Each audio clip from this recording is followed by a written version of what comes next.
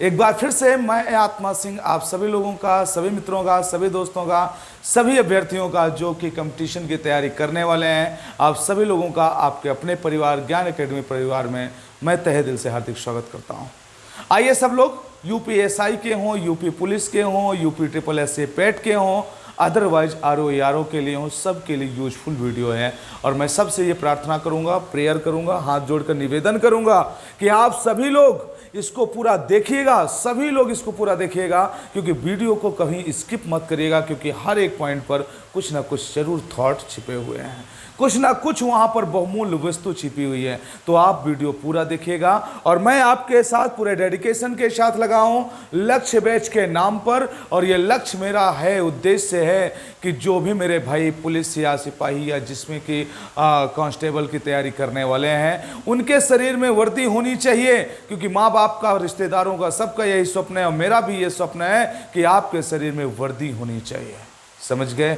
और इसके बाद अदर एग्जाम की जो तैयारी करने वाले हैं वो लोग भी बिल्कुल डेडिकेटेड होकर के प्रिपरेशन में लग जाएं, क्योंकि सफलता ही हमारा एक अंतिम उद्देश्य है। इसीलिए हमने कहा शून्य से शिखर तक आपको लेकर जाएंगे पूरे डेडिकेशन के साथ। ओके, बिना देरी किए हुए, बिना कोई लेट लतीफ़ी के हम बढ़ते हैं आगे इधर अपने प्रैक्टिस सेट की तरफ। जैसा कि आपको पता है लक्ष्य बैच के अंतर्गत ये हिंदी सुपर सीरीज चल रही है।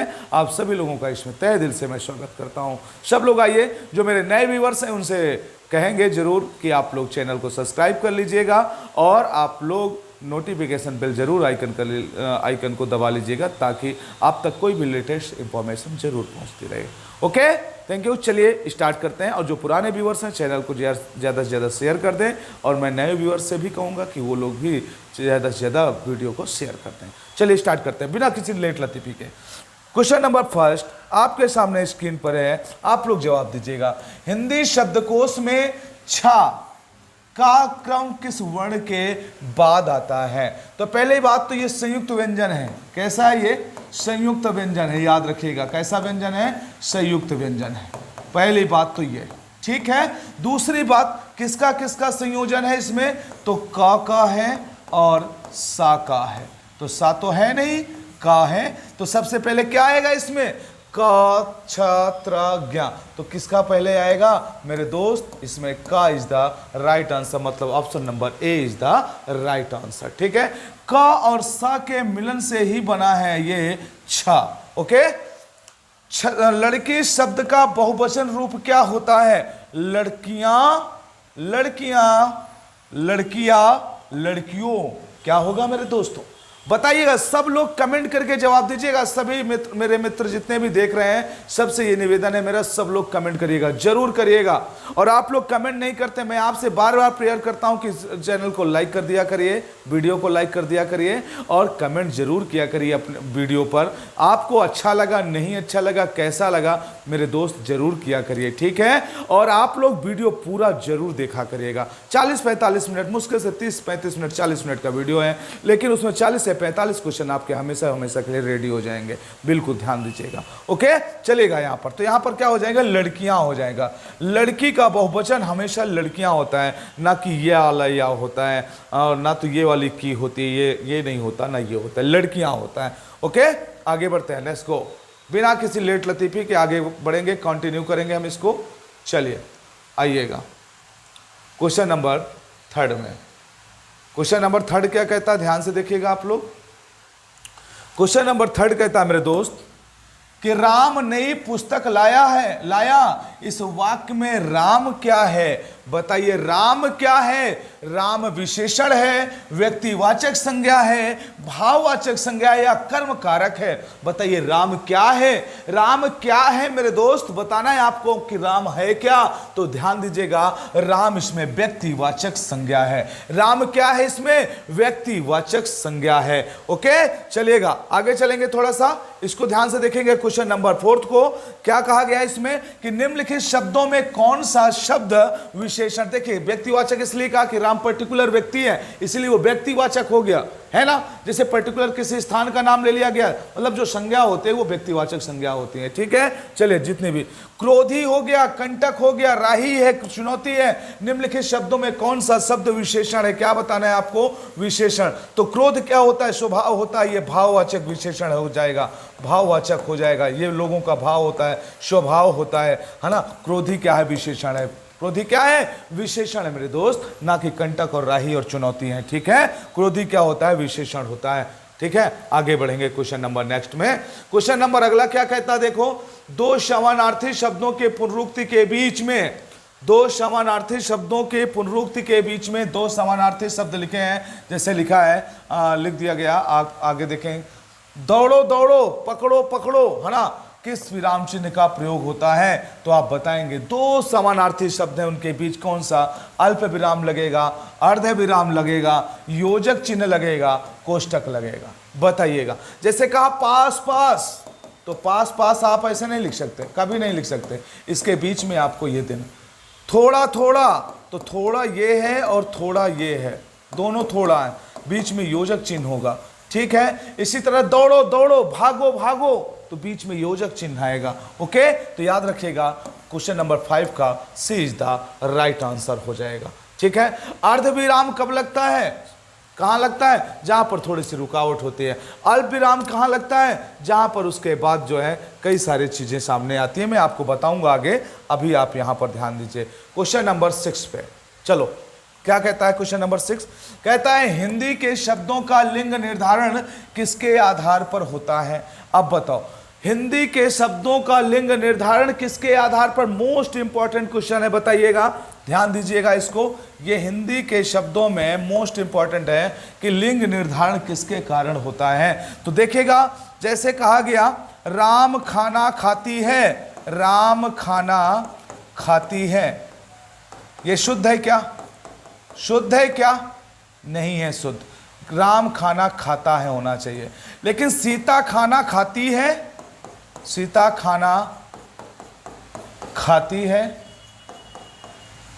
खाती है ना, लेकिन कह दिया जाए राम सीता खाना खाता है, नहीं खाती है होगा। तो ये क्या है, ये आपकी क्रिया है, ये आपकी क्या है बाबू, क्रिया है। तो याद रखिएगा, शब्दों का जो लिंग का निर्धारण होता है वो किससे होता है, क्रिया से होता है। जो लिंग का निर्धारण होता है ना तो प्रत्यय से होगा, ना तो संज्ञा से, ना सर्वनाम से होगा, किसमें से, क्रिया से होगा। किससे होगा, हिंदी के शब्दों का लिंग निर्धारण किसके आधार पर होता है, क्रिया के। मतलब जब तक आप वाक्य प्रयोग करना नहीं जानते, नहीं सीखते, तब तक आपको नहीं पता चलेगा ये स्त्रीलिंग है कि ये पुल्लिंग है। आपको वाक्य प्रयोग करना आना चाहिए, ठीक है, आपको वाक्य प्रयोग करना आना चाहिए, ओके।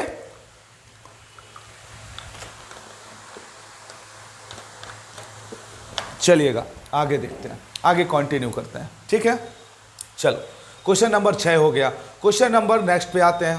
क्वेश्चन नंबर अगला क्या कहता है, कहता है, हाँ इसको देखिएगा, बहुत बढ़िया क्वेश्चन है। पूछा है, वह आदमी जो कल आपके घर आया था बहुत बड़ा ठग है, उक्त वाक्य में कितने विशेषण हैं। तो देखिएगा मेरे दोस्त, इसमें विशेषण ढूंढना है, कितने विशेषण। बहुत अच्छा क्वेश्चन है। विशेष विशेषण ये आरओ एआरओ यूपीपी यूपीएसआई या तो पेट हर एक जगह पूछा जाता है विशेष से विशेषण। ध्यान से देखिएगा इसको।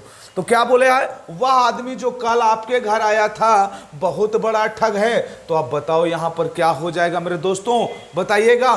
तो वह क्या है, वह सार्वनामिक विशेषण है। क्या ये सार्वनामिक विशेषण है, ठीक है, सार्वनामिक विशेषण है, विशेषण, ओके। चलिए फिर, आदमी जो कल आपके जो है लिखा है, ये भी सार्वनामिक विशेषण। दो विशेषण हो गए सार्वनामिक के। बहुत बड़ा ठग है, तो ये ठग क्या है, बहुत बड़ा ठग है, बहुत बड़ा ठग है। ये कौन सा विशेषण हो जाएगा, बिल्कुल क्लियर करके जवाब दीजिएगा, ये कौन सा विशेषण होगा मेरे दोस्त, तुरंत कंफर्म जवाब आना चाहिए, बताइएगा। ठग होना कौन सा विशेषण होता है, बहुत बड़ा ठग है, कौन सा विशेषण होगा, ये गुणवाचक विशेषण हो जाएगा। क्या हो जाएगा, ये गुणवाचक विशेषण हो जाएगा, ध्यान देना। कैसा विशेषण हो जाएगा? गुणवाचक विशेषण हो जाएगा। तो कितने हो गए? 2 1 3। इसमें इस वाक्य में कितने विशेषण हैं? 3 विशेषण है, 3 विशेषण, 3 एडजेक्टिव इसके अंदर शामिल हैं। ओके, चलिएगा, लेट्स गो नेक्स्ट क्वेश्चन पे चलते हैं। क्वेश्चन नंबर अगला कहता है, क्या पूछा है? हिंदी वर्णमाला में ऊष्म व्यंजन कौन से हैं? अब हिंदी वर्णमाला में कितने ऊष्म व्यंजन होते हैं? देखो 2 प्रकार से होता है। एक तो होता है अंतस्थ व्यंजन जो प्रॉब्लम करता है, एक होता है ऊष्म व्यंजन होता है जो प्रॉब्लम करता है, एक होता है क्या?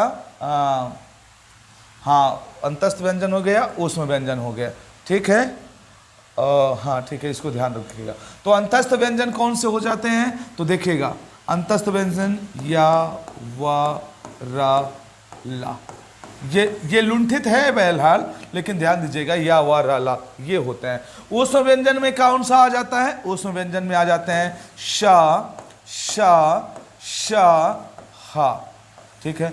उच्छिप्त व्यंजन भी होते हैं, कुछ बाहर से आए हुए डा, ढा होते हैं। तो यहाँ ध्यान दीजिएगा, अंतस्थ व्यंजन हो गया, ऊष्म व्यंजन हो गया, इनको ध्यान रखना। तो ऊष्म व्यंजन पूछा है तो सा, सा, सा, ह, option number A is the right answer. Okay, चलिएगा क्वेश्चन नंबर नेक्स्ट पे।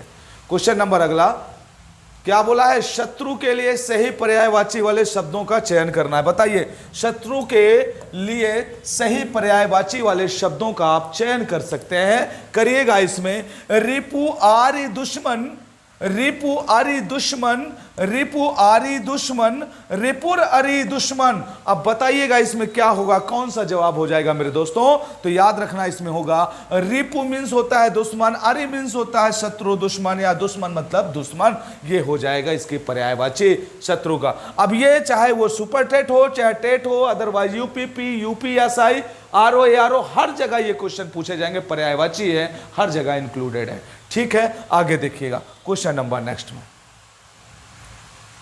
हाँ, इसको भी याद रखिएगा, वन वर्ड सब्स्टिट्यूशन है, अनेक शब्दों के लिए एक शब्द है। देखिएगा, जो किसी के उपकार को याद करता हो उसे एक शब्द में क्या कहेंगे? जो किसी के उपकार को मानता हो उसको एक शब्द में क्या कहेंगे, बताना है। और जो ना मानता हो उसे क्या कहेंगे, दोनों बताना है। जो मानता है उसे कृतज्ञ कहते हैं और जो नहीं मानता उसे कृतज्ञ कहते हैं। ध्यान रखना, जो नहीं मानता किसी को उपकार, जो नहीं मानता किसी का उपकार उसे कहते हैं कृतज्ञ, और जो उपकार मानता है उसे कहते हैं कृतज्ञ, ठीक। अल्पज्ञ वह होता है जिसको कम ज्ञान होता है, उसे अल्पज्ञ कहते हैं, ठीक है। चलिएगा आगे बढ़ते हैं क्वेश्चन नंबर नेक्स्ट में।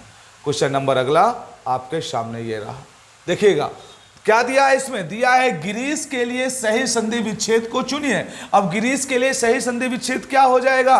तो देखिएगा मेरे दोस्त, ये स्वर संधि है ना, स्वर संधि का दीर्घ संधि है। गिरी धन ईस क्या हो जाएगा? गिरी धन ईस क्या हो जाएगा? गिरीश हो जाएगा। कहीं है? जी, option number B is the right answer. देखिएगा, इसमें होता है छोटी ई और इसमें होता है बड़ी ई, मिला के हो गया बड़ी ई। ओके, चलिएगा, धन्यवाद, बहुत अच्छा। ये बड़ी गिरीश हो गया। कौन सा है? स्वर संधि का दीर्घ संधि है। कौन सा है? दीर्घ संधि है, ध्यान रखिएगा इसको। ओके, चलिएगा आगे दिया है नेक्स्ट क्वेश्चन नंबर 12 आपके सामने है। क्या कह रहा, ध्यान से देखेंगे। कहता है वाक्य में प्रयुक्त होने वाले अवयवों जो अव्यय हैं, किंतु, परंतु, पर, लेकिन, मगर आदि के पहले लगने वाला चिन्ह क्या है? ये अव्यय है। अव्यय के पहले कौन सा चिन्ह लगता है मेरे दोस्तों? आप लोगों को कमेंट करके जवाब देना है। दीजिएगा जवाब। पूर्ण विराम, अर्ध विराम, अल्प विराम, उप विराम। अब बताइएगा क्या लगेगा वहां पर, क्या लगेगा? जवाब आपका आना चाहिए। क्या लगेगा वहां पर? अल्प विराम लगता है। क्या लगेगा? अल्प विराम लगता है, अल्प विराम लगता है। ओके, क्या लगेगा वहां पर? अल्प विराम लगता है, ठीक है। ये अव्यय है, किंतु, परंतु, पर, लेकिन, मगर, ठीक है। तो इसके पहले क्या लगेगा? यहां पर ये अल्प विराम लगता है, ठीक है। चलिए क्वेश्चन नंबर नेक्स्ट पे क्या दिया है? क्वेश्चन नंबर 13 दिया है। देखो क्या दिया है इसमें, ध्यान से पढ़ना। कहता है वन बिता ने रवि शशि दिया, फल भक सलिल प्रवाह, अवनी सेज पंखा पवन अब ना कछु परवाह। ठीक है, गया। क्या दिया? बन बिताने रवि शशि दिया, फल भख सलिल प्रवाह। ठीक है, अवनी सेज पंखा पवन, अवनी आकाश जो है मेरी सेज है और पंखा मेरा पवन है। अब ना कछु परवाह, अब मुझे कोई परवाह नहीं है, मतलब निश्चिंत होकर के आराम से लेटा है। और ये कब होगा? जब निर्वेद होगा, जब मोह माया से विरक्त होगा, शांत रस का उदाहरण होगा। किसका है ये? निर्वेद, शांत रस का उदाहरण है ये। ओके, क्लियर एकदम? चलिए, बहुत बढ़िया, आगे बढ़ते हैं क्वेश्चन नंबर नेक्स्ट में। शुद्ध शब्द छाटना है आपको। क्या छाटना है? शुद्ध शब्द छाटिए। औद्योगिकरण, मुर्मुसु, याज्ञवल्क्य, वाल्मीकि। तो देखिएगा इसका जो ऑप्शन नंबर बी है वो इज द राइट आंसर। मुर्मुसु, मृत्यु की इच्छा रखने वाला मुर्मुसु कहलाता है। औद्योगिकरण कैसे लिखते हैं? ऐसे थोड़ी ना लिखते हैं, इसे लिखते हैं औद्योगिकरण। औद्योगिकरण लिखा जाता है, करण, औद्योगिकरण लिखा जाता है। पहली बात, याज्ञवल्क्य ऐसे लिखते हैं क्या? याज्ञवल्क्य लिखा जाता है, याज्ञवल्क्य होता है। वाल्मीकि ऐसे लिखते हैं क्या? नहीं, लिखते हैं, देखो एक मिनट रुकिएगा। वाल्मीकि कैसे लिखते हैं? देखो मैं बताता हूँ। वाल्मीकि लिखते हैं, वाल्मीकि होता है। क्या होता है? वाल्मीकि होता है, ये होता है शुद्ध। ओके, लिख लीजिएगा, ये शुद्ध शब्द है, वो अशुद्ध है। मुर्मुष इसमें शुद्ध शब्द था। आगे देखो क्वेश्चन नंबर नेक्स्ट। ये देखो, ये क्या आ गया भाई?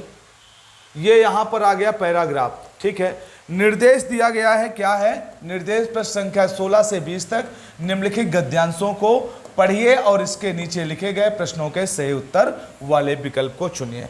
अब देखिए हम इसको चुनते हैं। ठीक है, आगे दिया गया है, यहाँ पर पढ़ो, क्वेश्चन को पढ़ो और जो इसको पढ़ो, मतलब पैराग्राफ को दिया है। मनुष्य क्रियाशील प्राणी है, ध्यान देना। मनुष्य कैसा प्राणी है? ध्यान देना, जिसको जोर दिया गया। मनुष्य क्रियाशील प्राणी है। चुपचाप बैठना उसके लिए संभव नहीं है। इसी प्रवृत्ति के कारण समाज में समय समय पर काम, क्रोध, लोभ, मोह, घृणा, भय, ठीक है, उत्साह, शांति, दया, आशा, हर्ष आदि का प्रादुर्भाव होता है। मतलब ये बीच बीच में आते रहते हैं। साहित्यकार इन्हीं भावनाओं को मूर्त रूप देते हैं, देकर साहित्य का निर्माण करते हैं। किसका? साहित्यकार इन्हीं को मूर्त रूप देकर साहित्य का निर्माण करते हैं। मनुष्य के बिना समाज, मनुष्य के बिना समाज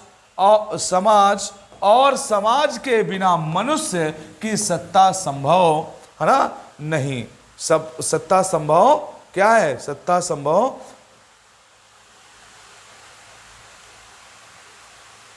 एक मिनट रुकिएगा।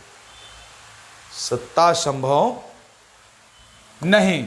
समाज का केंद्र मानव है और साहित्य का केंद्र ही मानव है। अब सोचिएगा, समाज का केंद्र मानव है और साहित्य का भी केंद्र कौन है? मानव है।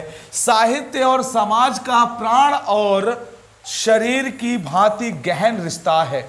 समाज और मतलब साहित्य का प्राण और शरीर के समान गहन रिश्ता है, जबरदस्त बंधे हुए रिश्ते में है। ठीक है, साहित्य का जन्म समाज के बिना संभव नहीं और अच्छे समाज का जन्म साहित्य के बिना संभव नहीं। दोनों एक दूसरे पर डिपेंड करते हैं। मतलब एक के बिना एक क्या है? अधूरा है। एक के बिना एक अधूरा। अगर समाज नहीं है तो साहित्य किसी काम का नहीं, अगर साहित्य नहीं है तो समाज किसी काम का नहीं। मतलब दोनों एक दूसरे को प्रेफर करते हैं। समाज को साहित्य से नवजीवन प्राप्त होता है और साहित्य को समाज से क्या मिलता है बताओ? हाँ, और साहित्य को समाज से गौरवान्वित होता रहता है। प्रत्येक साहित्य अपने युग से प्रभावित होता है। साहित्य किसी भी समाज या राष्ट्र की नींव है। यदि नींव सुदृढ़ होगी तो भवन भी सुदृढ़ होगा। साहित्य अजर अमर है, वह कभी नष्ट नहीं होता। साहित्य कभी नष्ट नहीं होता, लेकिन पढ़ने वाले होने चाहिए। जैसे शरीर और प्राण का रिश्ता, उसी तरह समाज और साहित्य का रिश्ता है। आगे देखते हैं क्वेश्चन देखिएगा क्या दिया है यहाँ पर। पहला क्वेश्चन आपके सामने है, व्यक्ति में भय, पहला दिया, व्यक्ति में भय शांति आदि भावों के होने का कारण है व्यक्ति का क्या? शांत रहना, मतलब भय वय कहाँ आया था? लोभ क्रोध मोह ये सब कहाँ आया था? जब व्यक्ति क्रियाशील होता है। तो निष्क्रिय होने पे, शांत रहने पर, क्रियाशील होने पर सजग सावधान है, तो व्यक्ति क्या होगा? क्रियाशील होगा। आपने पढ़ा बहुत अच्छे से उसको, तो व्यक्ति क्या हो जाएगा? क्रियाशील रहता है। भाई व्यक्ति क्रियाशील हमेशा रहता है ना। आप लोग भी क्रियाशील हैं कि नहीं है? बताओ, आप लोग भी क्रियाशील हैं कि नहीं है? बताइएगा। चलिए क्वेश्चन नंबर नेक्स्ट, अगला क्वेश्चन है, साहित्य सृजन के लिए क्या आवश्यक है? बताइए। क्रियाशीलता, ज्ञानवान होना, संप्रेषण कौशल और काम क्रोध आदि प्रवृत्ति का होना। तो ध्यान दीजिएगा, अगर साहित्य का सृजन करना है तो आपको क्रियाशील होना होगा। क्या? क्रियाशीलता बहुत जरूरी है आपके साहित्य के लिए, क्योंकि केंद्र बिंदु में इसमें मानव की क्रियाशीलता को दर्शाया गया है। ध्यान दीजिएगा, केंद्र बिंदु में किसे दर्शाया गया? मानव की क्रियाशीलता को दर्शाया गया है। ओके, चलिएगा question number next. Question number अगला, समाज साहित्य से उसी तरह जुड़ा है, कैसे जुड़ा है? बताइए। मैं अभी अभी बताया, समाज साहित्य से उसी तरह जुड़ा है। कैसे जुड़ा है? जैसे बुद्धि और चिंतन, देह और प्राण। आप लोग समझ रहे होंगे, दीजिएगा जवाब, दीजिएगा जवाब। सभी लोग कमेंट बॉक्स के अंदर सब लोग जवाब दीजिएगा। तो कैसे जुड़ा? जैसे देह और प्राण, ठीक है, हाड़ मांस पुष्प और लता नहीं। आगे देखिएगा क्वेश्चन नंबर नेक्स्ट में, यहां दिया क्वेश्चन नंबर 19। क्या पूछा है इसमें? पूछा है कि साहित्य अजर अमर है, तो वाक्य में आए अजर का क्या अर्थ होता है? शब्द का अर्थ बताना है आपको, तो बताइए। जिसे जंग ना लगे वो अजर है, अरे वो तो अमर है ना। जिसे मृत्यु का भय ना हो वो तो अमर हो गया। जो कभी बूढ़ा ना हो, मेरे दोस्त answer number C is the right answer. अजर का मतलब है जो कभी बूढ़ा ना हो, अमर का मतलब जिसकी कभी मृत्यु ना हो। ठीक है, चलिए option number C is the right answer. Okay, चलिएगा question number next. Question number अगले पे चलेंगे हम। क्वेश्चन नंबर अगला क्या कहता है? साहित्य से नवजीवन प्राप्त होता है। बताइएगा। साहित्य से नवजीवन, नवजीवन शब्द दिया है इसमें, प्राप्त होता है। वाक्य के रेखांकित शब्द में, ये रेखांकित शब्द है में कौन सा समास होगा? तो आप बताइएगा। अव्ययीभाव समास होगा, तत्पुरुष होगा, बहुब्रीहि होगा, कर्मधारय होगा। तो देखिए, जीवन और नवजीवन, मतलब कहीं ना कहीं नवजीवन जो है, इसमें अगर कह दिया नव प्लस जीवन, तो ये क्या हो जाएगा? ये कर्मधारय समास का उदाहरण हो जाएगा। किसका हो जाएगा? कर्मधारय का हो जाएगा। क्योंकि जीवन तो ठीक है, लेकिन अगर इसमें नव शब्द जुड़ गया तो उसमें कर्म धारण कर लिया, मतलब इसमें प्रथम पद प्रधान हो गया, कर्मधारय हो गया। ठीक है, आगे देखेंगे क्वेश्चन नंबर नेक्स्ट में 21 क्या कहता है, ध्यान से देखिएगा। कहता है निम्नलिखित में से तत्सम की दृष्टि से शुद्ध कौन सा है? अब तत्सम की दृष्टि से कौन सा शुद्ध है? साटिका, रस्सी, रैन और सरसों। अब बताइएगा, सरसप होता है ना। साटिका मतलब ये साड़ी को बोला गया है, साटिका, ध्यान रखना। किसको? साड़ी को साटिका कहते हैं। ये तद्भव है, ये तद्भव है और इसका तत्सम साटिका होता है। तो option number A is the right answer, question number 21। Okay, चलिएगा आगे चलेंगे हम भाई, आगे चलते हैं तुरंत। आगे देखिएगा क्वेश्चन नंबर नेक्स्ट 22। ये क्या कहता है? चलिए बताइए। निंदा का निम्न में से कौन सा सही विलोम है? निंदक नियरे राखे आंगन कुटी छबाए, है ना। आगे देखिएगा। तो निंदा का निम्न में से कौन सा सही विलोम है? सस्ती, स्तुति, स्तुति, स्तुति। तो क्या होता है? कोई निंदा करने वाला है तो कोई हमारी स्तुति करने वाला है। मतलब कोई अगर हमें गलत कहता है तो कोई हमें सही भी कहने वाला है समाज में। तो ये दोनों एक दूसरे के क्या हो जाते हैं? विपरीत हो जाते हैं, विलोम हो जाते हैं। अगर निंदा है तो कहीं पर स्तुति भी है। ठीक है, आगे देखिएगा। क्या दिया गया इसमें? दिया गया क्वेश्चन नंबर नेक्स्ट में कहता है मत गयंद सुमुखी सुंदरी आदि किसके भेद होते हैं? अब बताइएगा ये किसके भेद होते हैं? तो ये इसमें वर्णिक भी होता है, मात्रिक भी होता है, दोनों होता है ना? तो दोनों किसमें होंगे? तो मेरे दोस्त ये सवैया के गुण होते हैं। किसके गुण होते हैं? सवैया के ये गुण होते हैं, जिसमें मात्रिक भी हो और वर्णिक भी हो। क्या हो? मात्रिक भी हो और वर्णिक भी हो, वर्णिक भी हो। तो ये दोनों गुण किस में पाए जाते हैं? ये पाए जाते हैं सवैया में। ठीक है, चलिएगा क्वेश्चन नंबर नेक्स्ट चलते हैं। यस, ये आ गया नेक्स्ट क्वेश्चन। क्या बताया गया इसमें? कहा गया आपसे कि मुदित महीपति मंदिरे आए और सेवक सचिव सुमंत बुलाए। उपयुक्त पंक्तियों में कौन सा अलंकार है? बताइएगा कौन सा अलंकार है, आपको बताना है। तो देखिएगा, मुदित महीपति मंदिर आए, मतलब माँ, ठीक है। सेवक सचिव सुमंत बुलाए, सा किसका चिन्ह होता है? बताओ कौन सा अलंकार है? तो सीधा सीधा आप आंख बंद करेंगे, लगाएंगे सर ये तो अनुप्रास है। क्या है? अनुप्रास अलंकार है, क्योंकि इसमें जो वर्ण है उसकी आवृत्ति हो रही है। ठीक है, आवृत्ति हो रही है, अनुप्रास है। ओके, चलिएगा आगे बढ़ते हैं। क्वेश्चन नंबर नेक्स्ट, निम्न में से विदेशज शब्द कौन सा है? अगला क्वेश्चन है, निम्न में से विदेशज शब्द कौन सा है, बताना है आपको।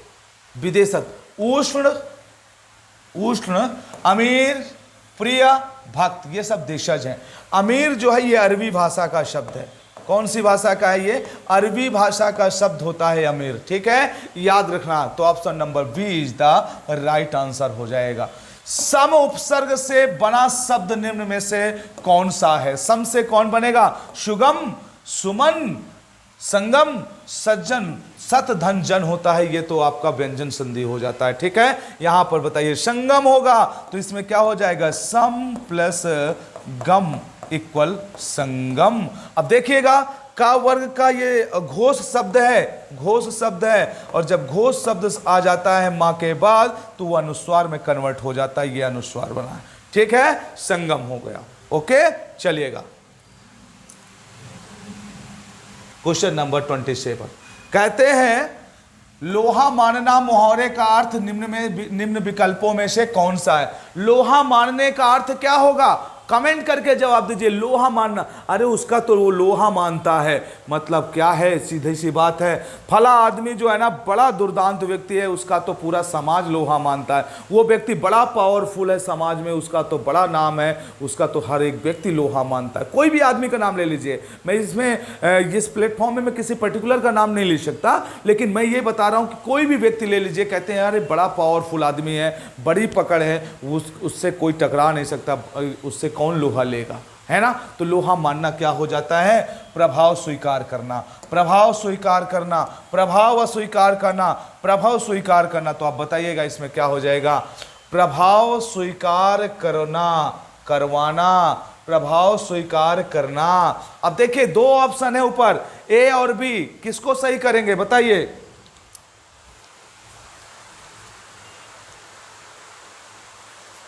बताइए भाई, बताइए। तो प्रभाव स्वीकार करवाना ये किसी अन्य के अर्थ में है, ये नहीं होगा, ये होगा खुद प्रभाव स्वीकार करना। लोहा मानना मतलब हम आपकी प्रभुसत्ता स्वीकार करते हैं, आपसे हम लड़ नहीं सकते, आपसे भिड़ नहीं सकते, आपसे झगड़ नहीं सकते, इतना हम पे पावर नहीं है। आपसे कौन लोहा लेगा भाई? आपसे कौन लोहा लेगा? किस में है इतना दम जो टकराएगा आपसे भाई? किस में है इतना दम जो आपसे टकराएगा? थोड़ा सा मैं इसको मिनिमाइज करूं क्या? थोड़ा सा अगर दिख जाए आपको, अगर दिख जाए तो थोड़ा सा मिनिमाइज कर लेता हूं। चलिए इतना किया बस, ज़्यादा नहीं। क्या बोला?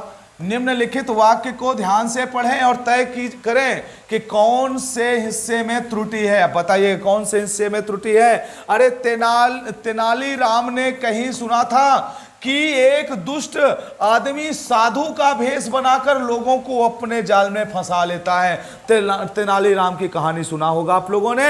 अब देखो, कि एक दुष्ट आदमी साधु है, काभेष बनाकर लोगों को अपने जाल में फंसा लेता है, तेनालीराम ने कहीं सुना था। अब बताओ इसमें कौन सा हो जाएगा? तो सीधा सीधा पकड़ में आ गया कि ये वाली नहीं लिखा जाता, कहीं पर भी अगर अर्ध विराम है उसके बाद कि ये नहीं लगता, कि ये वाली लगती छोटी की, तो यहां पर क्या होना चाहिए था? छोटी की होना चाहिए था, तब ये सही हो जाता। तो option number A is the right answer this question number 28। Okay, चलिएगा क्वेश्चन नंबर नेक्स्ट में चलते हैं।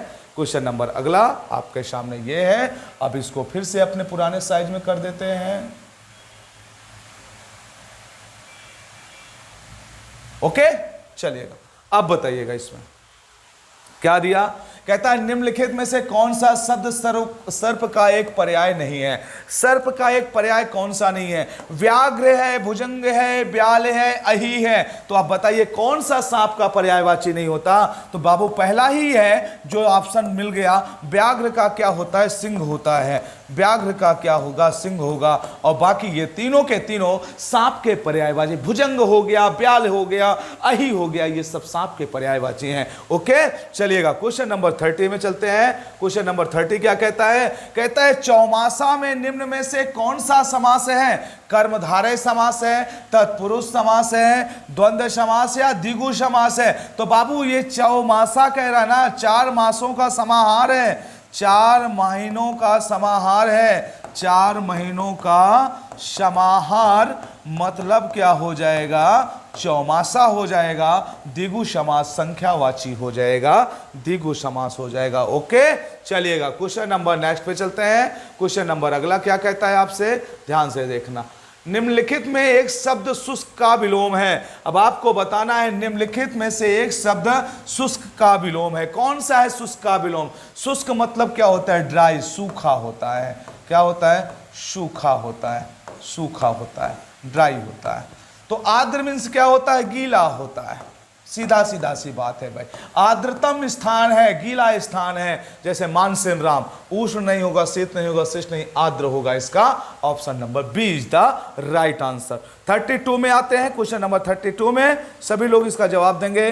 कड़वाहट शब्द में प्रत्यय कौन सा है? कड़वाहट शब्द में कौन सा प्रत्यय है? हट है, टा है, आहट है, आह है। बताइएगा इसका कौन सा होगा आंसर? कौन सा होगा इसका जवाब? सभी लोग कमेंट करके जवाब दीजिए। सभी मेरे मित्र दे दीजिएगा। तो इसमें हो जाएगा आहट। जो कड़वा है उसमें आहट जुड़ गया तो ये कड़वाहट बन गया। ओके, चलिए क्वेश्चन नंबर नेक्स्ट पे। क्वेश्चन नंबर अगला ध्यान दीजिए। हाँ, चलिएगा क्या कहता है, इसको जवाब दीजिए। कहता है बधुत्सव के लिए सही संधि विच्छेद बताइएगा।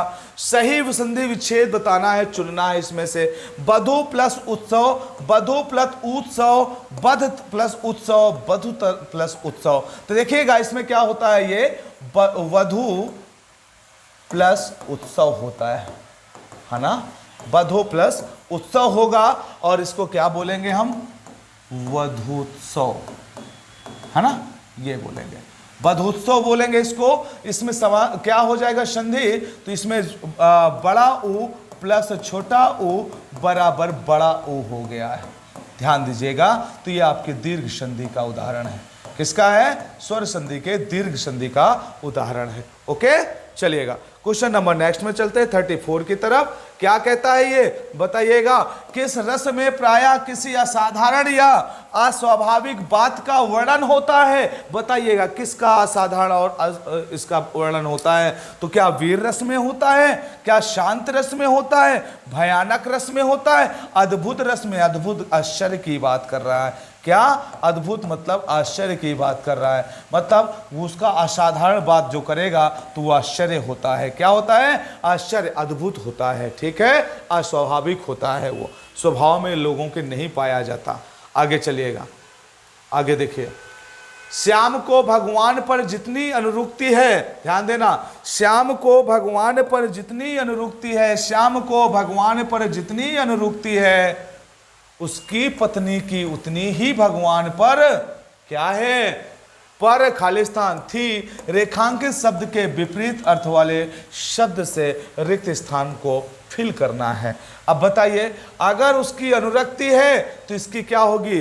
क्रोध होगा, रिक्ति होगा, ग्लानि होगा या विरक्ति होगा, बताइएगा। उसके पत्नी का मतलब अनुरक्ति शब्द का क्या होना चाहिए, बताइए। इसका अपोजिट क्या हो जाएगा। क्वेश्चन नंबर 35 का आंसर क्या हो जाएगा दोस्तों। सभी लोग कमेंट करके जवाब दीजिएगा, सब लोग कमेंट करिए। चलिए क्या हो जाएगा इसका, इसका हो जाएगा विरक्ति। ओके, क्वेश्चन नंबर 36 बताइएगा। इसमें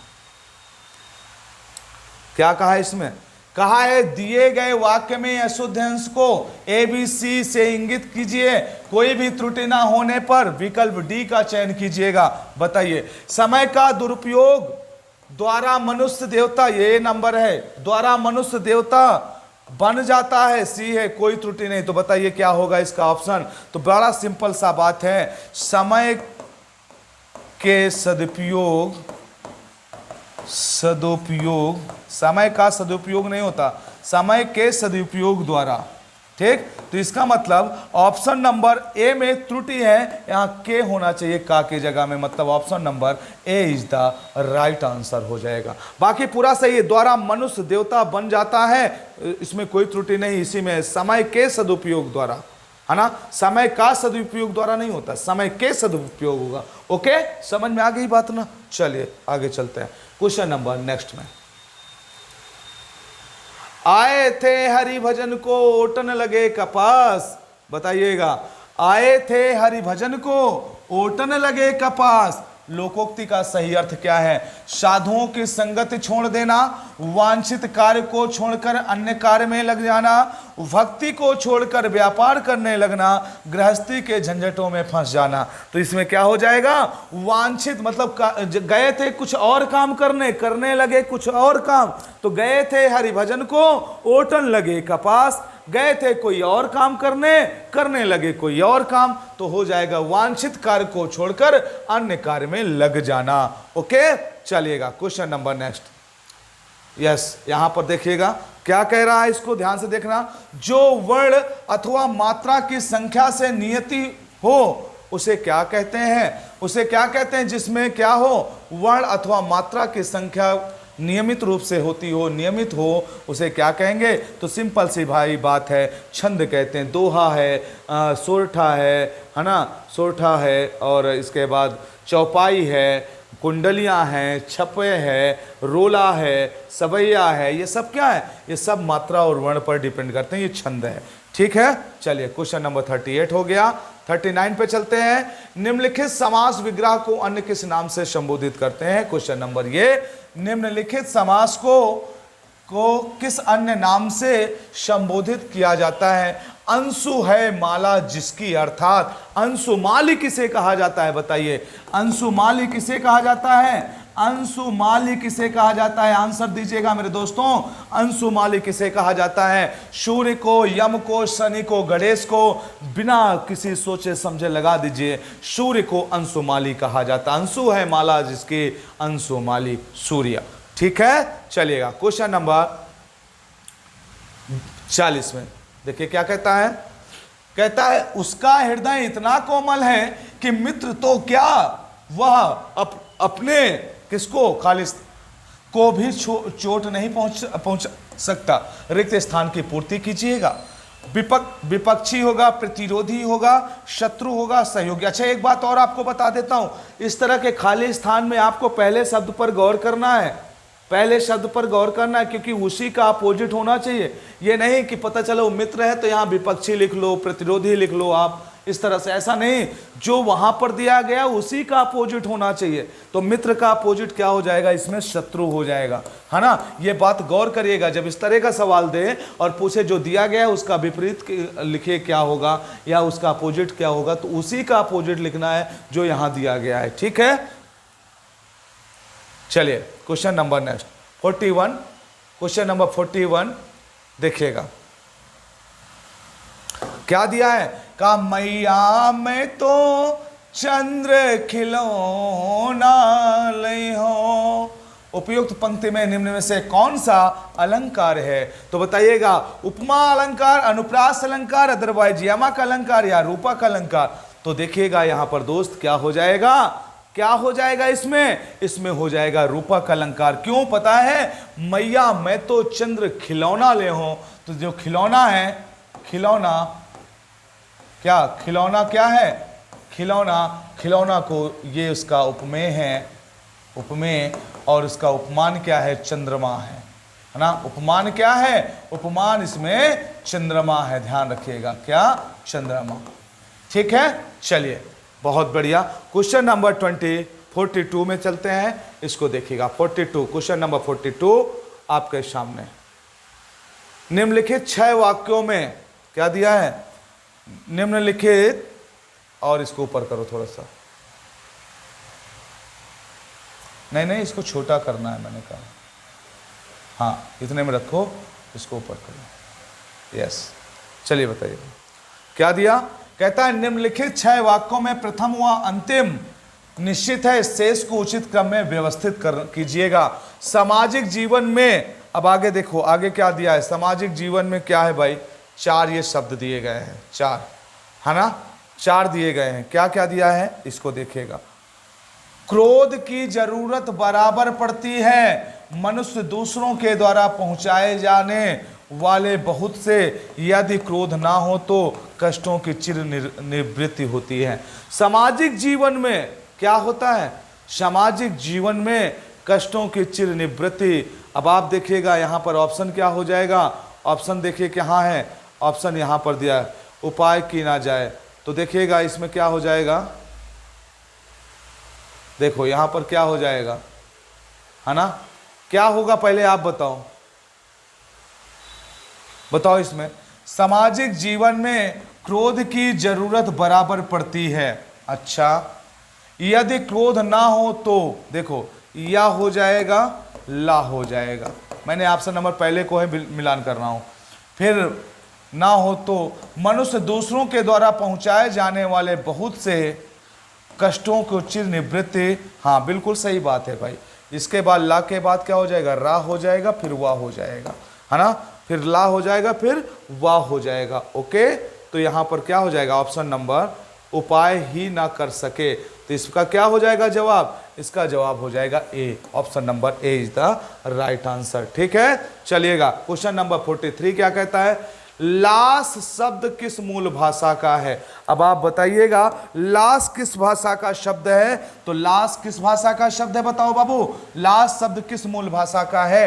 अरबी का है, फारसी का है, तुर्की का है, संस्कृत का है।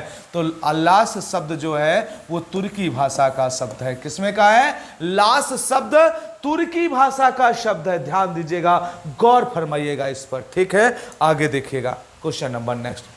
सही विकल्प बताइए। अगले में सही विकल्प आप लोग बताइएगा। सभी लोग कमेंट करके जवाब दीजिएगा, सही विकल्प आपको बताना है। सब लोग बताइएगा क्या बोला है? चमत्कार की क्षमता रखने वाले एक श्लोक को क्या कहते हैं? चमत्कार की क्षमता रखने वाले एक श्लोक को बाबू क्या कहते हैं? तो मुक्तक छंद कहा जाता है। मुक्तक होता है, एक लाइन में बोल दिया जाता है, मुक्तक होता है। चमत्कार की क्षमता रखने वाले एक ही श्लोक को क्या कहते हैं? मुक्तक कहते हैं। ठीक है, चलिए क्वेश्चन नंबर 44। अच्छा, इतने ही क्वेश्चन रहे दोस्तों। 44 क्वेश्चन मैं आपके साथ डिस्कस किया। आप लोगों को सेशन कैसा लगा आप लोग कमेंट बॉक्स में जरूर पिन किया करिए। आपसे हाथ जोड़ के निवेदन है मेरे दोस्तों, आप लोग अपनी प्रतिक्रिया जरूर दिया करिए। चैनल को अगर आपको वीडियो अच्छा लगे तो शेयर कर दिया करिए, लाइक कर दिया करिए, लाइक जरूर कर दिया करिए, और ज़्यादा से ज़्यादा लोगों तक इसको शेयर कर दिया करिए। अगर जो मेरे नए व्यूवर्स हैं वो इसको सब्सक्राइब कर लें, है ना? और पर डे आपको आपसे संबंधित वीडियो मिलती रहेंगी, पर डे मिलेंगे आपको, ये मेरा प्रॉमिस है। मैं आपको आपके लक्ष्य तक पहुंचाऊंगा, ये भी मेरा उद्देश्य है। ठीक है, लक्ष्य बैच का उद्देश्य है। ओके बाबू, इतना ही आज के लिए। फिर मिलेंगे नेक्स्ट क्लास में, तब तक आप लोग अच्छे से पढ़ाई लिखाई करते रहिएगा। Okay, take care, thank you, जय हिंद, जय भारत, बाय बाय।